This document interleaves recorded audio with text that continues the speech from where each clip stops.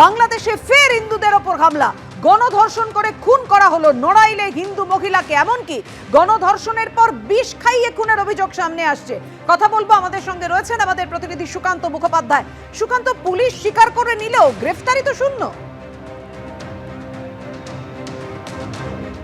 একেবারে দেখো, নারায়ণ সদর থানার তরফে ওসি বা অফিসার ইনচার্জ তিনি ঘটনার সত্যতা স্বীকার করে নিয়েছেন, কিন্তু এখনো পর্যন্ত এই ঘটনাতে কিন্তু গ্রেফতারির সংখ্যা শূন্য। এর আগে সপ্তাহ দুয়েক আগে খাগড়াগাছিতে সেখানে একজন মহিলার বাড়িতে ঢুকে সেখানে দুর্বৃত্তরা লুটপাট চালায় এবং বেরোনোর সময় খুন করে যায় সেই মহিলাকে। সেই ঘটনাতেও এখনো পর্যন্ত কিন্তু কোনো কাউকে গ্রেফতার করা হয়নি। এবং গতকালকে অর্থাৎ এই নারাইলের এই ঘটনার পরিপ্রেক্ষিতেও এখনো পর্যন্ত কিন্তু বাংলাদেশের অন্তর্বর্তী সরকারের তরফে কোনো রকম সরকারি বিবৃতি বা বক্তব্য কিন্তু সামনে আসেনি যে এই ঘটনার পরিপ্রেক্ষিতে তারা কোনো কড়া অবস্থান নিচ্ছেন কিনা। স্বাভাবিকভাবে এই গোটা ঘটনা যেটা সামনে এসেছে সেটি কিন্তু ভয়েস অফ বাংলাদেশ তাদের সোশ্যাল সাইটে প্রথম পোস্ট করা হয় এবং সেটাকে পরবর্তীকালে রিপোস্ট করেন রাধারমন দাস, ভাইস প্রেসিডেন্ট ইসকনের। এবং আজকে তিনি কিন্তু পরিষ্কার বলেছেন যে আজকের এই দিন বাংলাদেশের ইতিহাসে কার্যত কালো অধ্যায় বা ব্ল্যাক ডে।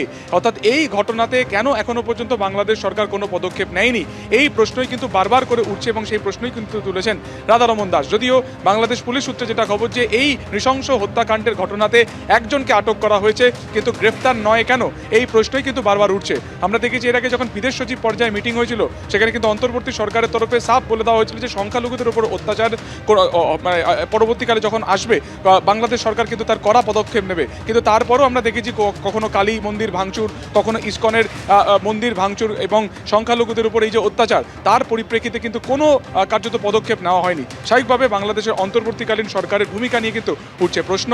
অন্যদিকে ইসকনের তরফে তারা কিন্তু বলছেন যে ভারতবর্ষের তরফে বা দেশের তরফে কূটনৈতিকভাবে পদক্ষেপ করার পদক্ষেপের কথা তারা কিন্তু বলছেন এই সমস্ত ঘটনার পরিপ্রেক্ষিতে।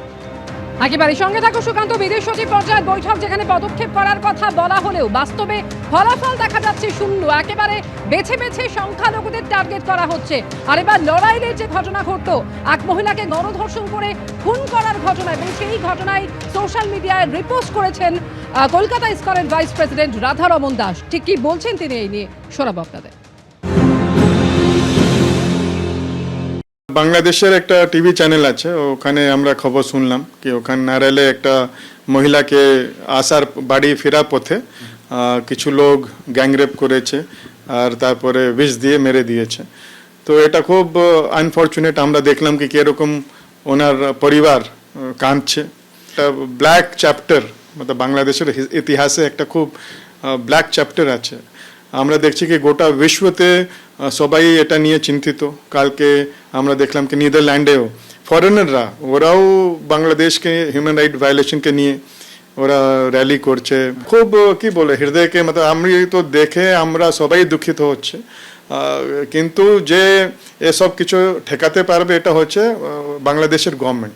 আমাদের হাত জোড়ে এটাই নিবেদন আছে কি এরকম ঘটনা অনেক হয়েছে, এখন একটা বিরাম দেওয়ার এটা চেষ্টা করতে হবে বাংলাদেশ গভর্নমেন্টকে। যারা এটা কাণ্ড করছে ওদেরকে কঠোর থেকে কঠোর শাস্তি দেওয়া আমরা এটা আশা করি।